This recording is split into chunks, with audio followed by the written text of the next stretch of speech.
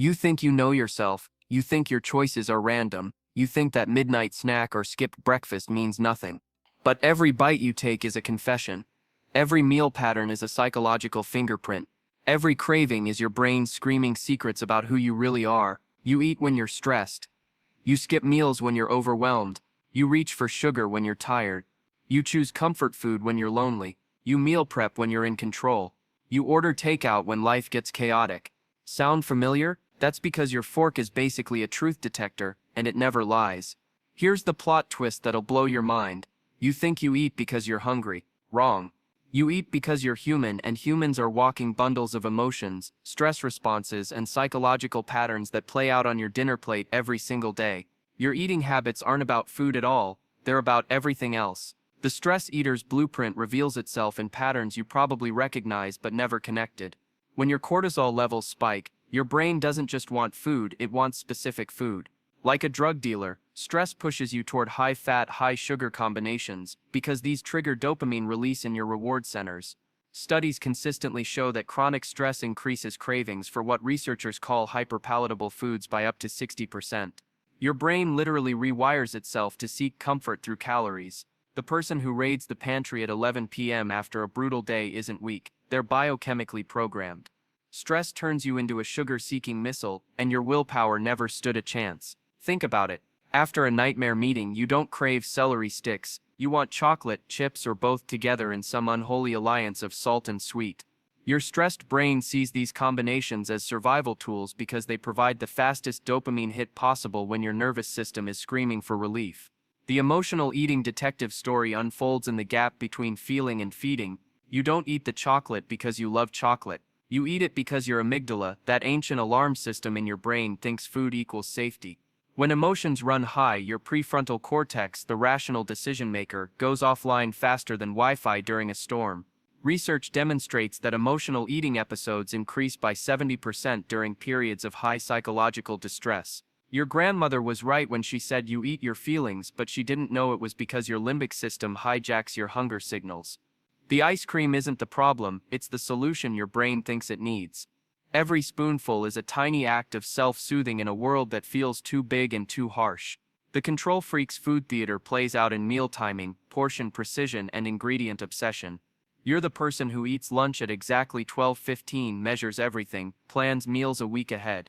This isn't about nutrition, it's about creating islands of certainty in an uncertain world. Your prefrontal cortex craves predictability like a plant craves sunlight, and food becomes your stage for performing control. Data shows that people with high-stress jobs are 40% more likely to engage in rigid eating patterns as a coping mechanism. When everything else feels chaotic, your carefully portioned breakfast becomes proof that you can handle life. The irony: the tighter you grip control, the more anxiety you create. Your perfectly planned meals become a prison disguised as self-care. The social eating mirror reflects who you think you should be versus who you actually are. You order salad with friends but demolish pizza alone. You eat differently with your boss than with your partner. You perform health in public and practice comfort in private. This split personality eating reveals something profound about human psychology. We're social animals, and food is our most primitive form of communication. Anthropological studies reveal that shared meals create bonding hormones like oxytocin, but they also create performance pressure. You're not just eating, you're auditioning for acceptance. The person who eats differently in different social contexts isn't being fake, they're being human. Your eating habits change because your identity is fluid, and food is how you signal which version of yourself you want others to see. Hit that like button if you're starting to see your own patterns in this psychological food map, because we're just getting started on this journey of self-discovery. The time-starved survivor operates on a different nutritional planet entirely. You're the grab-and-go specialist, the meal replacement bar connoisseur, the person who considers coffee a food group. This isn't laziness, it's adaptation to a culture that worships busy. When your sympathetic nervous system is constantly activated by deadline pressure, your digestive system literally slows down to redirect energy toward fight or flight responses. Studies indicate that people working more than 50 hours per week consume 30% more processed foods and skip 20% more meals than those with standard schedules. Your body doesn't understand the difference between being chased by a tiger and being chased by deadlines. To your ancient brain, both require the same response: fast energy, minimal digestion time, maximum mobility. The protein bar you eat while walking to your next meeting isn't convenience, it's survival strategy for modern life. The weekend warrior's eating rebellion explodes every Friday like clockwork. Monday through Thursday, you're a nutritional saint. Friday through Sunday, you're a hedonistic food demon. This pattern reveals the psychological tension between restriction and release that defines modern eating culture. Your prefrontal cortex can only maintain dietary discipline for so long before it rebels like a teenager against strict parents. Neurological research demonstrates that willpower operates like a muscle, depleting throughout the week and requiring recovery time. Your weekend food binges aren't moral failures, they're predictable biological responses to prolonged restraint. The pizza you demolish on Saturday night is your brain's way of saying the diet industrial complex can go to hell. Your body is literally celebrating freedom from the tyranny of perpetual optimization. The irony runs deeper than you think. The harder you restrict during the week, the more extreme your weekend rebellion becomes. You're not just eating pizza, you're eating your anger at a culture that told you pleasure requires punishment. Every weekend binge is a small revolution against the voice that whispers you're never disciplined enough, never good enough, never worthy of enjoyment without earning it first through suffering. The lonely eater's silent symphony plays out in single-serving portions and delivery apps. You eat in front of screens instead of across from people. You cook for one but wish you cooked for many. This isn't just about being alone, it's about being disconnected in a hyper-connected world. Food historically represented community, celebration, shared experience. When you eat alone consistently, you're not just missing nutrients, you're missing neurochemical bonding experiences.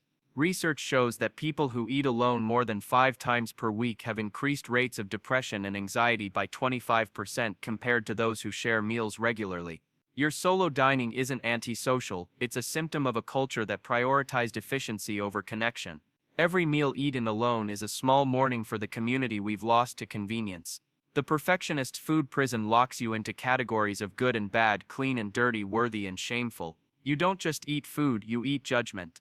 Every choice carries moral weight like you're being graded by an invisible nutritional authority.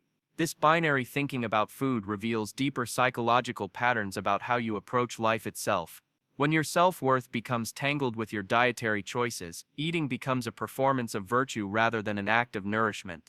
Clinical studies demonstrate that people with perfectionist tendencies around food show increased rates of anxiety disorders and eating complications. Your green smoothie isn't just breakfast, it's evidence that you're a good person. Your slice of cake isn't just dessert, it's proof that you failed. The tragedy of food perfectionism is that it turns one of life's greatest pleasures into a source of constant stress. Subscribe and ring that notification bell because understanding your eating patterns is the first step toward understanding yourself, and we're about to dive even deeper into this psychological rabbit hole. The Comfort Zone Curator builds entire meal patterns around emotional regulation rather than physical hunger. You have specific foods for specific feelings, like a pharmacist of flavors. Stressed equals crunchy and salty, sad equals soft and sweet, angry equals spicy and intense, lonely equals warm and creamy. This isn't random, it's sophisticated emotional intelligence expressed through food choices. Your taste preferences directly correlate with neurotransmitter needs during different emotional states. When you're stressed, your brain craves salt because cortisol depletes sodium.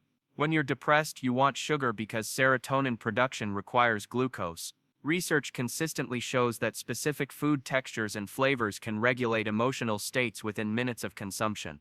Your grandmother's soup doesn't just taste good, it literally changes your brain chemistry toward comfort and safety. You're not eating your feelings, you're medicating them with remarkable precision. The achievement eater transforms meals into metrics of success and failure. You earn your dinner through exercise. You punish poor choices with restriction. You reward good behavior with treats. This transactional approach to eating reveals how deeply capitalism has penetrated your relationship with your own body. Food becomes currency in an internal economy where you're simultaneously the worker and the boss, constantly evaluating whether you deserve nourishment. Psychological studies show that people who view food as earned or deserved have higher rates of disordered eating patterns and body dissatisfaction. Your post-workout protein shake isn't just nutrition, it's proof that you've paid your dues. Your guilt-free ice cream isn't actually guilt-free because the name itself reinforces the idea that pleasure requires justification. The cruelest irony, the more you treat food like a reward system, the less rewarding it becomes. The convenience culture captive lives in a world where speed trumps satisfaction every single time. You choose food based on preparation time rather than preference. You eat while multitasking rather than mindfully engaging. You optimize for efficiency rather than enjoyment. This pattern reflects larger cultural values about productivity, time scarcity, and the commodification of basic human needs.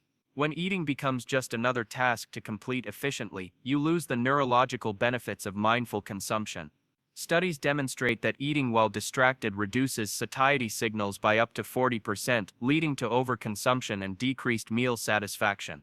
Your desk lunch isn't just convenient, it's training your brain to ignore hunger and fullness cues. Every meal eaten while scrolling or working is a missed opportunity for your nervous system to properly process nourishment. You're literally eating without experiencing eating.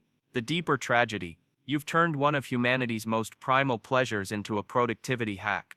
Your microwave dinner eaten standing in the kitchen while checking emails isn't saving time, it's stealing joy. You're so busy optimizing your life that you forgot to actually live it, one rushed meal at a time. The nostalgia nomad seeks connection to simpler times through familiar flavors and childhood comfort foods.